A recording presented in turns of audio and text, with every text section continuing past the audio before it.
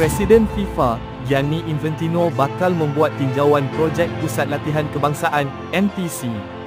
Stadium Astro melaporkan ini sebahagian daripada aturan lawatan Infantino ke Malaysia semasa sidang kemuncak ASEAN.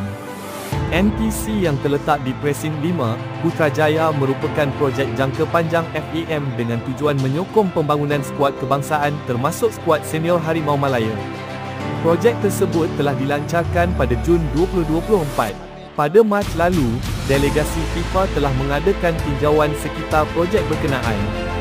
Delegasi FIFA diwakili pengarah serantau ahli gabungan FIFA, Asia dan Oceania, Sanjay Bansi Balasingham, Ketua Pejabat Serantau FIFA, Asia Tenggara dan Asia Timur, Labin Binesh dan Pengurus Pembangunan FIFA, Asia Timur, CJ Chen Jun. Lawatan tersebut turut disertai Ahli Majlis FIFA dan Presiden Terhormat FEM, Tan Sri Haji Hamidin Haji Muhammad Amin. Kerja-kerja bawah tanah fasa pertama NPC seperti penyediaan sistem saliran, sistem penuaian air hujan, tapak untuk pagar dan lampu limpah pada ketika itu 50% siap.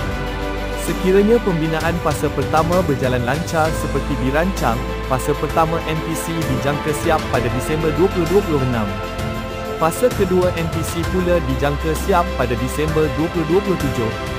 NPC dibina dengan kos RM69 juta menerusi dana FIFA dan Kerajaan Malaysia menerusi Kementerian Belia dan Sukan, KBS.